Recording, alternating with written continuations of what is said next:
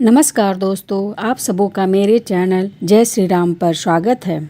आज मैं बताऊंगी कर्माबाई के जीवन की कथा कि किस तरह कर्माबाई के हाथों का खिचड़ा खाने के लिए भगवान श्री कृष्ण भी दौड़े चले आते थे। अगर आपको यह कहानी पसंद आए तो कमेंट बॉक्स पे जय श्री राम ज़रूर लिखिएगा एवं मेरे चैनल को सब्सक्राइब कीजिएगा और ज़्यादा से ज़्यादा शेयर कीजिएगा। कर्माबाई, जिसका जिक्र आपने बहुत बार सुना होगा। भगवान श्री कृष्ण की परम भक्त कर्माबाई जी का जन्म राजस्थान के नागौर जिला के ग्राम कालवा में एक जाट किसान जीवन राम डूडी के घर 1615 में हुआ था। समय बीत जाता है। एक बार जीवन राम को कार्तिक पूर्णिमा के स्नान के लिए पुष्कर जाना था। उनकी पत्नी भी उनके साथ जा रही थी। वह कर्मा को भी साथ ले जाना चाहते थे, लेकिन एक समस्या आ गई। उनकी अनुपस्थिति में भगवान का भोग कौन लगाता, इसलिए उन्होंने कर्मा को यह जिम्मेवारी सौंपी और बोले, बेटी कर्मा, हम लोग पूर्णिमा स्नान के लिए पुष्कर जा रहे हैं। तुम सुबह भगवान को भोग लगाना और उसके बाद ही भोजन करना। कर्मा ने यह जिम्मेवारी स्वीकार कर ली और कर्मा के माता पिता तीर्थ यात्रा के लिए रवाना हुए। उधर कर्मा ने सुबह स्नान करके बाजरे का खिचड़ा बनाया। उसमें खूब घी डाला और पूजा के लिए भगवान की मूर्ति के पास आ गई। थाली सामने रखी और हाथ जोड़कर बोली, प्रभु, भूख लगे तो भोग लगा लेना, तब तक मैं घर के और काम कर लेती हूँ।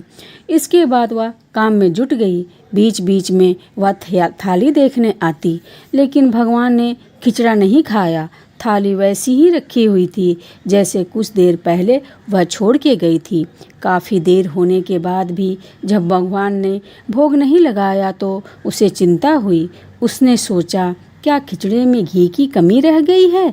यह थोड़ा और मीठा होना चाहिए था। कर्मा ने उसमें और घी और गुड़ मिलाया और बैठ गई, लेकिन भगवान ने फिर भी नहीं खाया। उसने कहा, हे प्रभु, अब भोग लगा लीजिए। माँ बापू पुष्कर नहाने गए हैं। आपको जमाने की जिम्मेदारी मुझे दी गई है, इसलिए आपका भोग लगाने के बाद ही मैं खाना खाऊंगी। लेकिन भगवान फिर भी नहीं आए। माँ बापू जब जमाते हैं तो भोग लगा लेते हो और आज कितनी देर कर दी। खुद भी भूखे बैठे हो और मुझे भी भूखे रखे हो। लेकिन भगवान फिर भी नहीं आए और कर्मा का खिचड़ा वहीं रखा हुआ था। कर्मा ने और इंतज़ार किया। फिर भगवान से बोली, आपको मेरे ही हाथ का खिचड़ा खाना होगा। माँ बापू को आने में कई दिन लग जाएंगे। आप भोग लगा लो ना, नहीं तो मैं भी भूखी रह जाऊंगी और मुझे अच्छे अच्छे व्यंजन बनाने नहीं आते हैं और ना ही विधि विधान से पूजा करनी आती है। इस रूखे सूखे खिचड़े से ही आपको गुजारा करना पड़ेगा प्रभु। दोपहर बीत गया, शाम होने लगी थी, पर कर्मा ने कुछ भी नहीं खाया। आखिरकार भगवान कृष्ण को कर्मा के जिद को देखकर आना ही पड़ा और वे बोले, अरे कर्मा, तुमने पर्दा तो किया ही नहीं, ऐसे भोग कैसे लगाऊं? यह सुनकर कर्मा ने अपनी चुन्नी की छाया की और भगवान कृष्ण ने उसी छाया में खिचड़ी का भोग लगाया। थाली पूरी खाली हो गई। तब कर्मा बोली, भगवान, इतनी सी बात थी तो पहले ही बता देते, खुद भी भूखे रहे और मुझे भी भूखा रखा। कुछ दिन बाद जीवन राम और उसकी पत्नी पुष्कर से घर लौटे। देखा जाते समय तो पूरा मटका गुड़ से भरा हुआ था, अब खाली कैसे? कर्मा की माँ ने कर्मा को बुलाया और पूछा, बेटी, गुड़ कहाँ है? कर्मा ने बताया कि रोज़ भगवान कृष्ण उनके पास आते हैं और वह उनके लिए खिचड़े का भोग लगाती है। कहीं खिचड़े में मिठास कम ना हो जाए, इसलिए खिचड़े में मिठास ज़्यादा डाल दिया। उसने पहले दिन हुई परेशानी के बारे में भी बता दिया। तब उसकी माँ बोली, यह कैसे संभव है। उन्हें चिंता भी होने लगी, कहीं उसकी बेटी बावली तो नहीं हो गई। उन्होंने मन में दिलासा देते हुए कहा, शायद कर्मा ही पूरा गुड़ खा गई होगी। इस पे कर्मा ने कहा, यदि आपको यकीन नहीं है तो कल देख लीजिएगा, मैं उन्हें कल खुद ही भोग लगाऊंगी। दूसरे दिन कर्मा ने खिचड़ा बनाया, घी डालकर खिचड़ा मंदिर में रख दिया, चुन्नी से पर्दा किया और प्रार्थना की, हे ईश्वर, मेरे सत्य की रक्षा करना अब आपकी हाथ में है। भक्त की पुकार सुनकर भगवान कृष्ण खिचड़ा खाने आ गए। जीवन राम और उनकी पत्नी यह दृश्य देखकर आश्चर्य में थे। कर्मा के पिता ने सोचा, जिस भगवान को प्राप्त करने के लिए वह तीर्थ यात्रा पर गए थे, वे भगवान तो उनके घर में विराजमान थे। उन्होंने कर्मा बाई से कहा, बेटी कर्मा, आज से तुम ही भगवान की सेवा करना और रोज भगवान को अपने हाथ से भोग लगाना। यह सुनकर कर्मा बाई बहुत प्रसन्न हुई और इसी प्रकार रोज सुबह वह जल्दी उठकर अत्यंत प्रेम भाव से भगवान कृष्ण के लिए खिचड़ा बनाती और भोग लगाती। कुछ वर्ष बीतने के बाद कर्मा के माता पिता स्वर्ग सिधार गए। अब कर्मा बाई अकेले रह गई, इसलिए उनका मन अब घर में नहीं लगता था। कर्मा ने श्री कृष्ण की मूर्ति को लेकर अपने गांव कारवा को छोड़कर तीर्थ यात्रा पे निकल गई और तीर्थ यात्रा करते करते वह उड़ीसा के जगन्नाथपुरी पहुंच गई। जगन्नाथपुरी में ही कर्मा ने अपने लिए एक छोटी सी कुटिया बना ली और वहीं निवास करने लगी। अब कर्मा अपने रोज के नियम के अनुसार सबसे जल्दी उठकर बड़े प्रेम से भगवान श्री कृष्ण के लिए खिचड़ा बनाती और भगवान को भोग लगाती। इस प्रकार क्रम निरंतर चलता रहा। एक दिन कर्मा बाई के भगवान कृष्ण को भोग लगाने के बाद एक छोटा सा बालक उनके पास आया और बोला, माँ कुछ खाने को है, बड़ी जोर से भूख लगी है।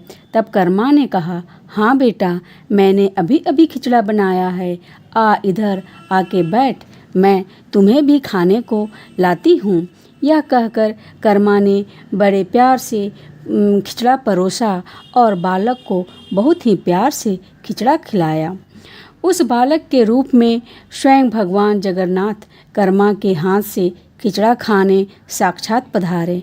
बालक ने जल्दी से खिचड़ा खा लिया और बोला, माँ खिचड़ा बहुत अच्छा बना है, मैं कल भी खिचड़ा खाने के लिए आऊँगा।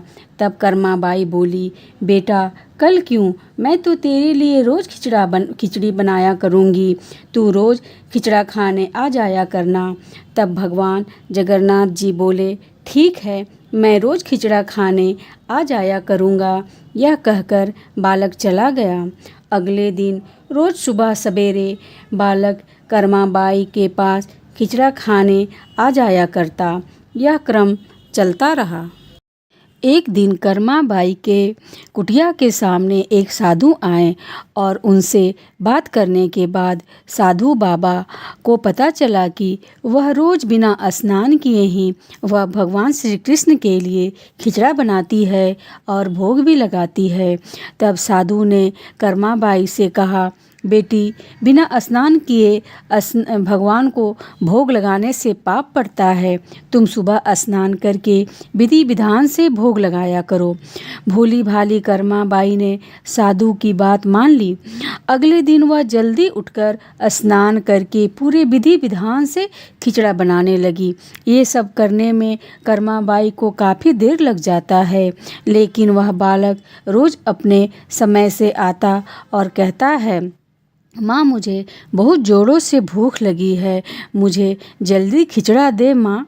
तब कर्मा कहती है, थोड़ी देर रुक जाओ बेटा, मैं अभी खिचड़ा देती हूँ। और तब कर्मा श्री कृष्ण को भोग लगाने के बाद उस बालक को खिचड़ा देती है तो बालक उसे बहुत शीघ्रता से खाता है और हाथ मुंह धोए बिना ही चले जाता है। यह क्रम चलता रहा। एक दिन भगवान जगन्नाथ के पुजारी ने देखा कि कुछ दिनों से सुबह के समय में भगवान पर खिचड़ा लगा रहता है, फिर वह सोचता है कि भगवान के मुख पर खिचड़ा कैसे लगा रहता है, हम तो खिचड़ा का भोग नहीं लगाते।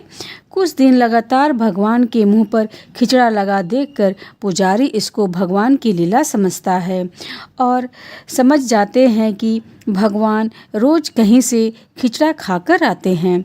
पुजारी मन ही मन भगवान से पूछता है कि हे भगवान जगन्नाथ, आप ये खिचड़ा कहाँ से खाकर आते हैं, हमें भी तो बताइए।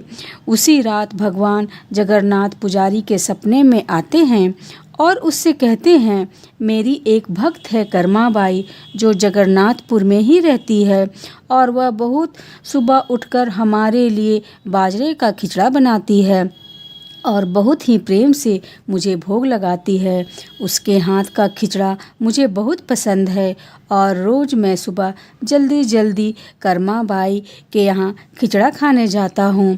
लेकिन कुछ दिन पहले एक साधु बाबा ने कर्माबाई से कहा, तुम पूरे विधि विधान से स्नान करके भगवान का भोग लगाया करो। और अब कर्माबाई पूरे विधि विधान से मुझे भोग लगाती है। इन सब में बहुत देर लग जाता है और मुझे इंतज़ार करना पड़ता है तथा मुझे भूख का भी कष्ट सहन करना पड़ता है। और जब तक मैं खिचड़ा खाता हूँ तब तक मंदिर के भक्तजन आने लग जाते हैं। इसलिए आजकल मुझे हाथ मुँह धोए बिना जूठे मुँह आना पड़ता है।